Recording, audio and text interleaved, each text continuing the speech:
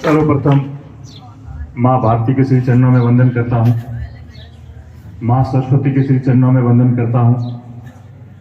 आज के इस कार्यक्रम में हमारा मार्गदर्शन करने के लिए मंच पर विराजमान, उनके बारे में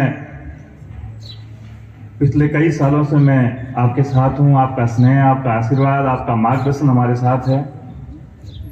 और पिछले इतने साल से जब भी किसी कार्यक्रम में गए, चाहे वो शिक्षा विभाग द्वारा आयोजित कार्यक्रम हो, चाहे आपके विद्यालय द्वारा आयोजित कार्यक्रम हो, और उसमें आने वाले जो वक्ता, जो श्रोता, जो मार्गदर्शक यहाँ आए और उन्होंने आदरणीय भूराराम जी के बारे में जो बातें बताई, मैं स्वयं 2002 जब मैं 12वीं करके कॉलेज जीवन में मैंने प्रवेश किया, उस दिन से लेकर आज तक लगातार जिस व्यक्ति का स्नेह आशीर्वाद मेरे ऊपर रहा, ऐसे आदरणीय भूराराम जी के चरणों में वंदन करता हूं। आपका मैं बहुत अभिनंदन करता हूं, स्वागत करता हूं। आज के इस कार्यक्रम में हमारा मार्गदर्शन करने के लिए पधारे बड़े भाई, शिक्षाविद, शिक्षा के क्षेत्र में सदैव नवाचार करने वाले, आप जैसे छोटे भाई और बहनों के जीवन में नवीन प्रेरणा का पुंज बनकर के उनमें नए व्यक्तित्व का संचार करने वाले आदरणीय भगवत सिंह जी, आदरणीय भाई साहब किशन सिंह जी, मंच पर विराजमान आपके विद्यालय के प्रधानाचार्य मेरे भाई। एक संशोधन मैं आपसे चाहता हूं कि मैं आपसे छोटा हूं, मेरे बड़े भाई आदरणीय वीरमाराम जी, सामने विराजमान मेरी बहन है जो शिक्षिका के रूप में यहाँ सेवाएं दे रही है, मेरे भाई जो शिक्षक बनकर यहाँ सेवाएं दे रहे हैं, और सामने विराजमान मेरे छोटे भाई और बहन। आप सबके उज्जवल भविष्य की मैं खूब सारी कामनाएं करता हूं।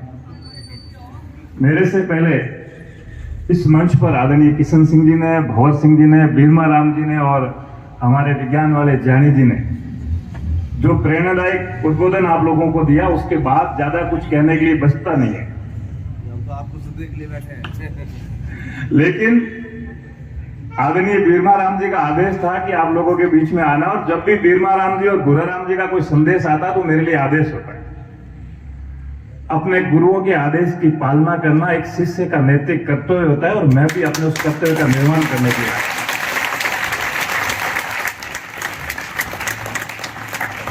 अभी जिस प्रकार से कई बार एक आदमी को होता है कि मैंने बहुत अच्छी मेहनत की और उसका परिणाम कैसा आएगा, उसकी बड़ी फिक्र, उसकी चिंता होती है।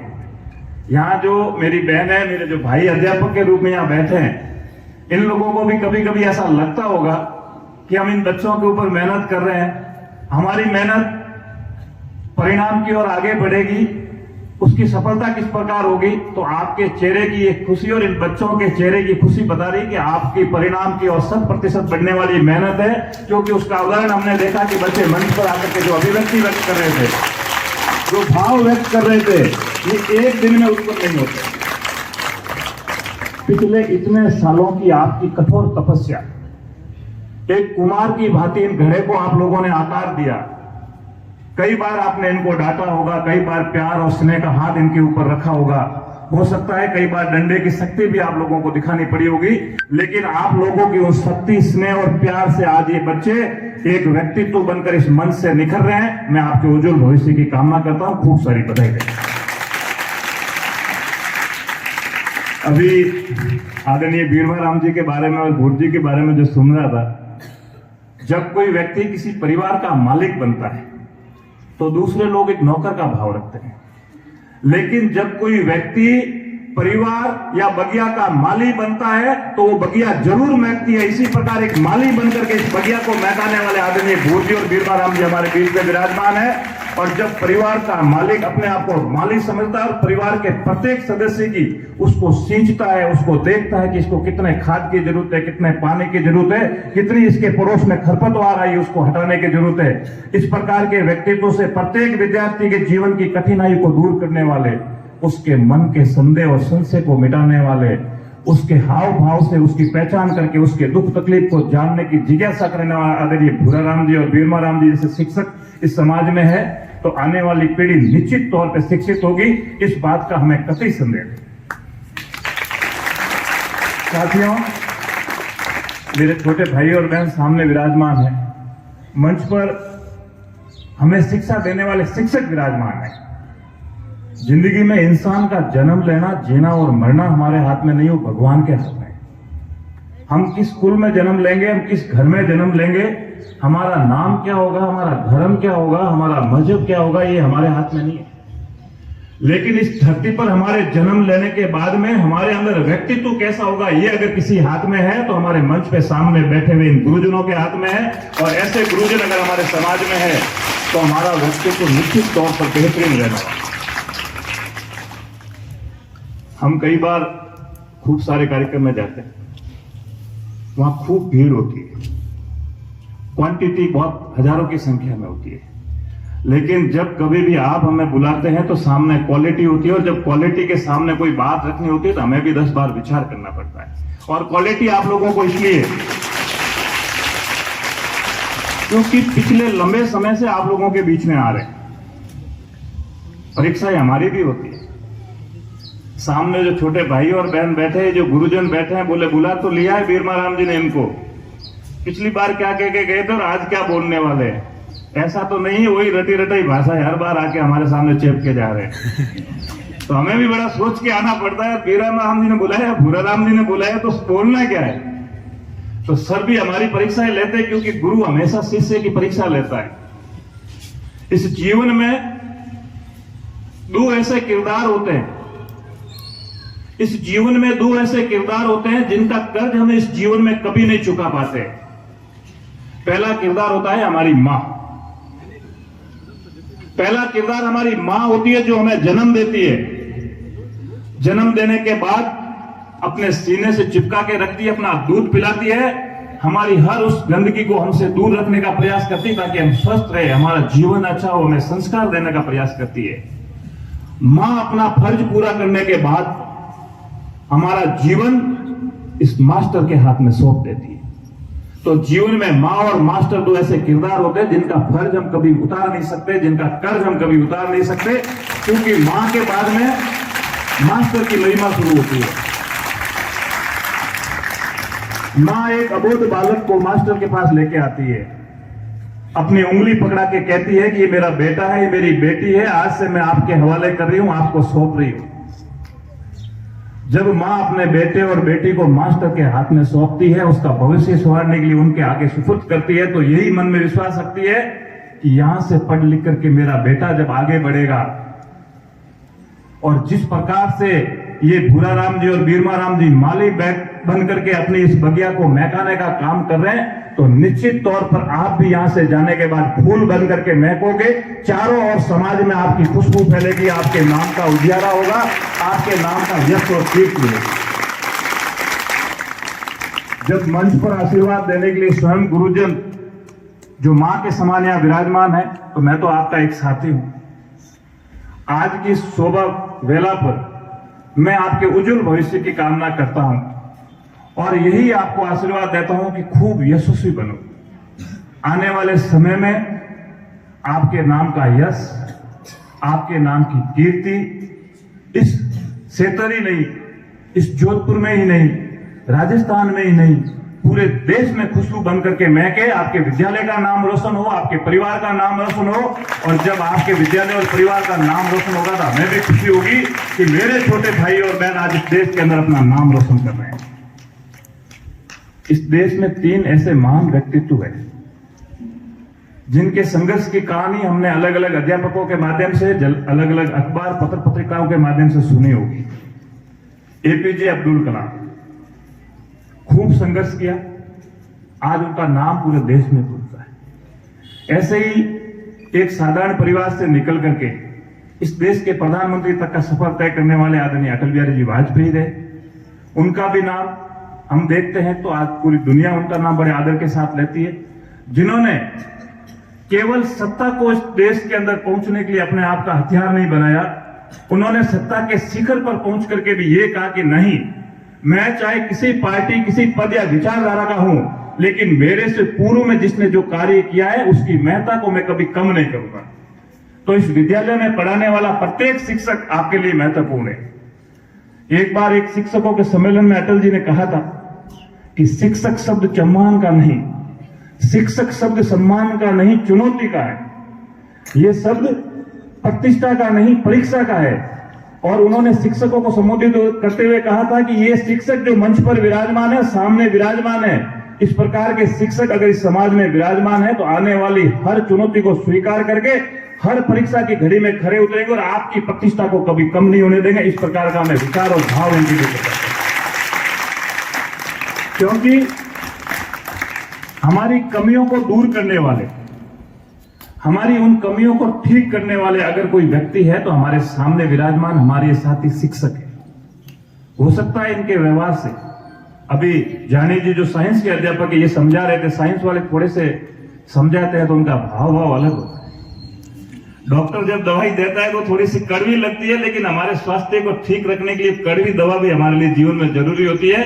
तो इनकी ये कड़वाहट जो है आपके अंदर मिठास भरने के लिए, तो इनकी बातों को गौर से सुने, इनकी बातों से सीखने का प्रयास करें।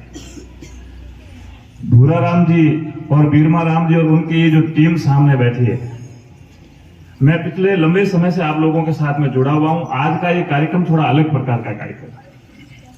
फिर कभी किसी दिन आएंगे आप लोगों के बीच में, तो उस दिन आपके बारे में भी खूब बात करेंगे, आपके व्यक्तित्व के बारे में भी बात करेंगे। लेकिन आज मैं मेरे जो छोटे भाई और बहन यहां से विदाई लेकर के आगे भविष्य के लिए जा रहे हैं, उनको मैं इतना ही कहना चाहूंगा कि आने वाला समय आप लोगों का है। और आज आप लोगों को देख के बड़ा अच्छा लग रहा है। मारवाड़ी में बड़ा फूटा लागे टावर, एकदम सर दर्द बैठा, चूरमो जीमीड़ा माड़ा पैरुड़ी बड़ा छोटा है।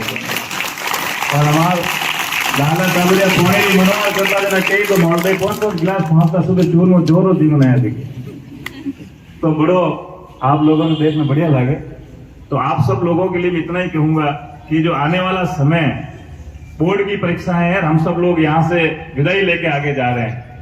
तो कई बार जब हम बोर्ड की परीक्षा देने जाते हैं तो हमारे मन में कई प्रकार की चिंताएं होती है।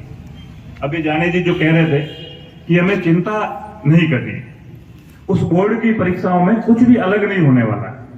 केवल परीक्षा का जो सेंटर है, केंद्र है, वो आपके विद्यालय से किसी अन्य विद्यालय में हो जाएगा।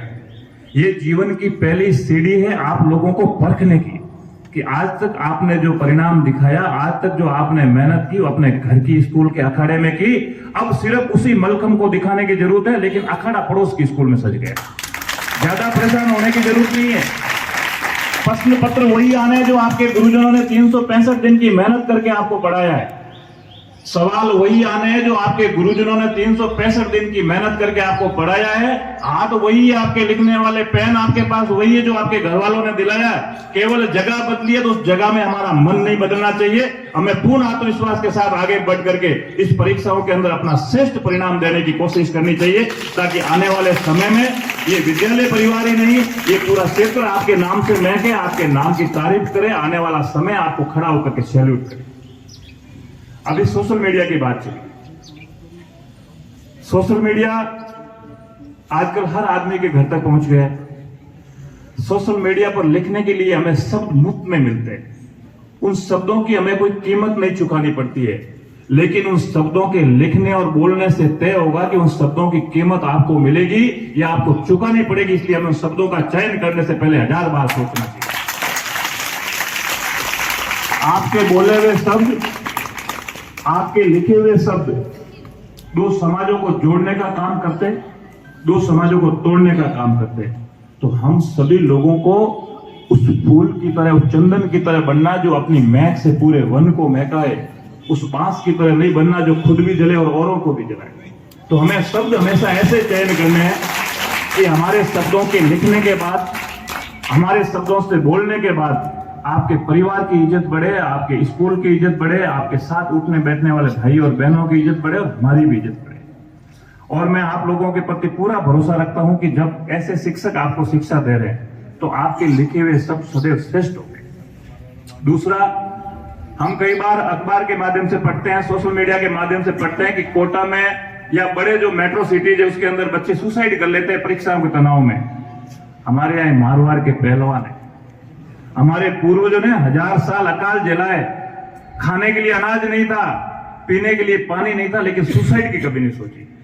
संघर्ष की उस घड़ी में उन्होंने सदैव लड़ना सीखा। तो हमारे अंदर भी लड़ने का एक जज्बा होना चाहिए कि ये परीक्षाएं, ये हमारी परीक्षा लेनी आनी है, लेकिन हम इस परीक्षा को बताएंगे कि हम आपकी हर चुनौती को स्वीकार करते हैं। डॉक्टर एपीजे अब्दुल कलाम ने अंग्रेजी में एक कोट सेट किया था कि difficulties in your life, difficulties in your life do not come to destroy you.